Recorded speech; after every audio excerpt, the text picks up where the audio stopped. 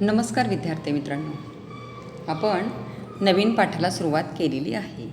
पाठाचं नाव काळे केस, पाठ क्रमांक 14, लेखक नासी फडके.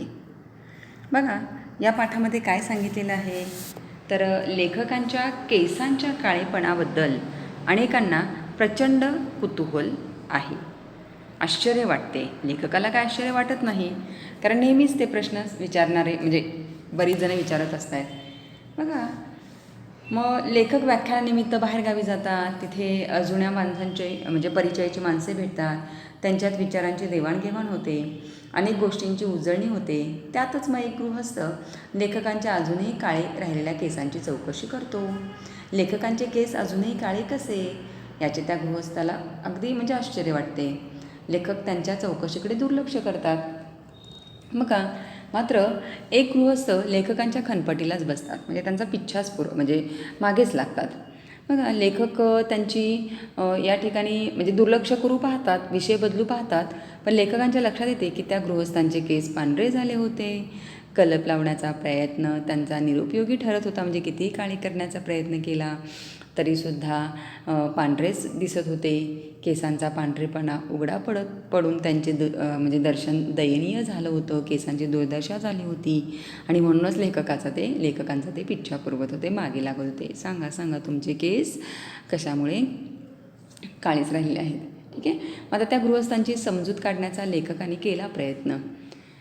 बघा, आता लेखक म्हणतात सुद्धा, म्हणजे आता लेखक काय म्हटले की बाबा ठीक आहे, त्यांची चेष्टा करण्याची त्यांना लहर आली आणि लेखक काय म्हटले, ठीक आहे, तुम्ही पिच्छाच पुरवत आहात तेव्हा आता सांगणं भागच आहे. बघा, आता मग लेखक काय सांगतायत. आता लेखक असं म्हटल्यानंतर काय लेखक म्हटले की तुम्ही पिच्छा पुरवत आहात तेव्हा सांगणं भाग आहे, म्हणजे तुम्ही मागेच लागलेला आहात तर मला सांगणं भागच आहे की का बरं माझे केस काळे राहिलेले आहेत. ठीक आहे.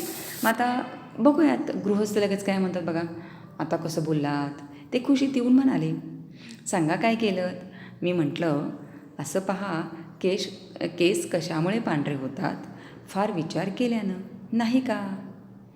हे कारण मान्य करण्यात ते स्वतः फार विचारी ठरत होते. त्यामुळे क्षणाचाही विचार अगर विलंब न करता ते म्हणाले, हो, असं तज्ज्ञांचं मत आहे खरं. मग लेखक काय म्हणतात बघा, मी म्हटलं, मग या मतावरूनच केस पांढरे होऊ न देण्याचा उपाय उघड नाही का होत. बघा, तोच उपाय मी केला. तर गृहस्थ काय म्हणतात, लक्षात नाही आलं. तर लेखक म्हटले, उगीच भ्रम आहे लोकांना. बघा, असं म्हणून मी त्या गृहस्थांना तो विषय तेवढ्यावर सोडायला लावला. ते माझा निरोप घेऊन गेल्यावर माझ्या मनात आलं, तुम्ही विचार केव्हा करता, असा प्रश्न मला कोणी केला तर मी काय उत्तर देईन. बघा, तुमची लिहायची वेळ कोणती, असा प्रश्न मला नेहमी विचारला जातो. त्याप्रमाणे मला जर एखाद्याने विचारलं, तुमची विचार करण्याची वेळ कोणती, तर माझं उत्तर काय असेल. बघा, माझी विचार करण्याची वेळ कोणती. विचार करण्यासारखा प्रश्न आहे खरा. हा प्रश्न टाळता येण्यासारखा नाही. बघा, दुर्लक्षित करता येण्यासारखा नाही आहे. याचा एकदा निकाल लावलाच पाहिजे. विचार करण्याची वेळ कोणती बरं. विचार करण्यासारखा प्रश्न आहे नाही खरा. या निश्चयानं मी स्वतःचं बरेच दिवस निरीक्षण केलं आणि आता मी निकाल लावला आहे. माझं उत्तर तयार आहे. उत्तर थोडंसं चमत्कारिक आहे, पण ते तुम्हाला सांगायला काहीच हरकत नाही आहे. बघा, लेखक म्हणत आहे, मात्र माझी विचार करण्याची वेळ कोणती असं मला विचारू नका, कारण अमुकच वेळी नव्हे तर सदा सर्व काळच मी विचार करत असतो. लेखनाचा उद्योग करणाऱ्या माणसानं तो करायलाच हवा ना. नवनव्या कल्पनांच्या शोधात तो असतो. बघा, कुठला उद्योग करणाऱ्या माणसानं तो करायलाच हवा विचार. तर लेखन ज्यांना सातत्याने लिहावं लागतं त्या व्यक्तीला विचार करावा लागतो, कारण विचार मनात आले तरच लिखाण होणार आहे. नवनव्या कल्पना मनात आल्या तरच लिखाण होणार आहे. अर्धवट सुचलेल्या कल्पनांच्या आकृती पूर्ण करण्याचा त्यांचा यत्न असतो, म्हणजेच काय प्रयत्न असतो. काही अर्धवट कल्पना या ठिकाणी सुचलेल्या असतात, मग त्या आता पूर्ण करायच्या. बघा, मग त्याच्यासाठी विचार करावा लागतो. गाढ झोपेच्या घटका सोडल्या तर त्याचं मन सतत विचार करतच असतं. म्हणजे गाढ झोपेची वेळ जर सोडली तर त्या व्यक्तीचं मन म्हणजे लेखकाचं मन, लिहिणाऱ्याचं मन काय करत असते, सतत विचार करतच असते. पुढे बघा, त्याची सावली ज्याप्रमाणे त्याला कधी सोडणार नाही तद्वत तो कोणत्याही उद्योगात कसला तरी विचार करत असतो. बघा, म्हणजे माणसाला माणसाची सावली कधी सोडते का? कधीच नाही. मग त्याच पद्धतीनं विचारसुद्धा त्याच्या मनातून कधी जात नाही. मग तेव्हा माझी विचार करण्याची वेळ कोणती ते काय सांगू? पण विचार करण्यासाठी कोणती वेळ मला सर्वात आवडते? अगर कोणत्या वेळी सर्वात जास्त विचार मला सुचतात असा प्रश्न विचारला तर त्याचे उत्तर देता येईल. माझं जे उत्तर आहे तेच इतर लेखक देतील की नाही कोणास ठाऊक. बघा, म्हणजे विचार करण्याची कोणती वेळ मला सर्वात आवडते जास्त, अगर कोणत्या वेळी सर्वात जास्त विचार मला सुचतात असा प्रश्न मला विचारला तर त्याचे उत्तर देता येईल. पण माझं जे उत्तर असेल ते इतरांचं असेलच असं नाही, म्हणजे ते काय मला माहीत नाही. माझा अनुभव तेवढा मी सांगतो. बघा, आता लेखक काय सांगतात विचार करण्याच्या वेळेबद्दल सांगतायत की सकाळी दाढी करण्याची वेळ ही माझी विचार करण्याची सर्वात आवडती वेळ आहे आणि त्यावेळी मला नवे नवे विचार सुचतातही. बघा म्हणजे या ठिकाणी सतत म्हणजे विचार करण्याची जी सवय आहे, वेळ आहे, ती प्रत्येकाची काय असते, स्वतंत्र असते. लेखकाची कोणतीही विचार करण्याची वेळ चांगली, म्हणजे ज्या वेळेला लेखकाला विचार सुचतात तर ती वेळ आहे दाढी करण्याची.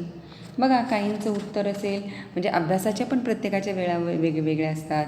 काहींना रात्री अभ्यास करायला आवडतो तर काहींना पहाटे आवडतो. ठीक आहे, म्हणजे अशा पद्धतीनं विचारसुद्धा प्रत्येकाच्या मनात वेगवेगळ्या वेळी येत असतात. ठीक आहे, लेखकाच्या मनात कधी येतात, दाढी करताना येतात. नंतर आपण पुढे पाहूयातच. बघा, म्हणजे आत्तापर्यंत काय काय सांगितलेलं आहे की लेखकाच्या मागे एक गृहस्थ लागलेले असतात. का बरं लागलेले असतात आणि कशासाठी लागलेले असतात, तर तुमचे केस काळे कसे काय अजून, काय करता तुम्ही. बघा, मग त्या गृहस्थाची लेखकाने थट्टा करण्याचा ठरवलं. मग त्यामुळे त्यांनी काय सांगितलं, बघा की आपण जास्त विचार करतो, बरोबर आहे, आणि विचार करण्यामुळेच केस काय होतात, पांढरे होतात. म्हणजे तिथं त्यांनी सांगितलेलं इथं सुरुवातीलाच बघा,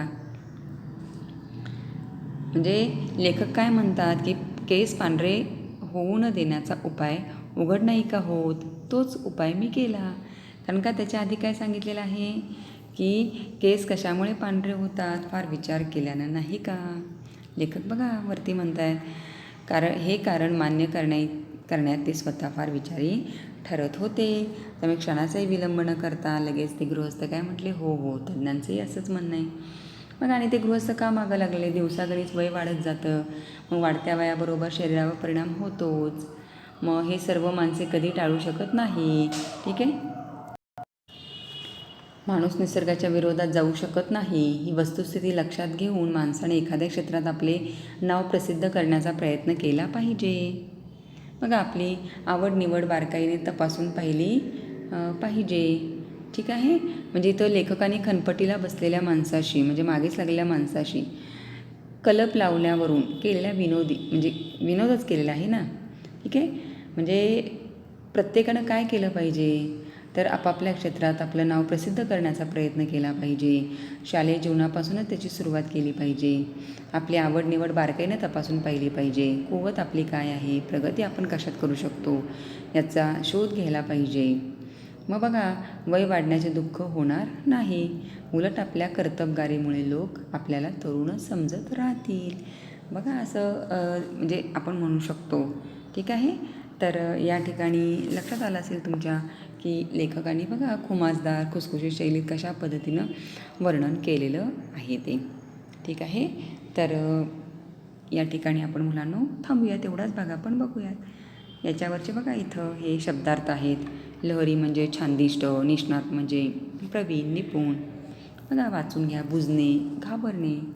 ठीक आहे, नंतर काय बघा, हे शब्दार्थ झाल्यानंतर परिच्छेद वाचा आणि त्या परिच्छेदावर आम्ही जो स्वाध्याय पाठवलेला आहे तो आम्हाला काय करा, सोडवून पाठवा. ठीक आहे मुलांनो, थांबूया त्या ठिकाणी.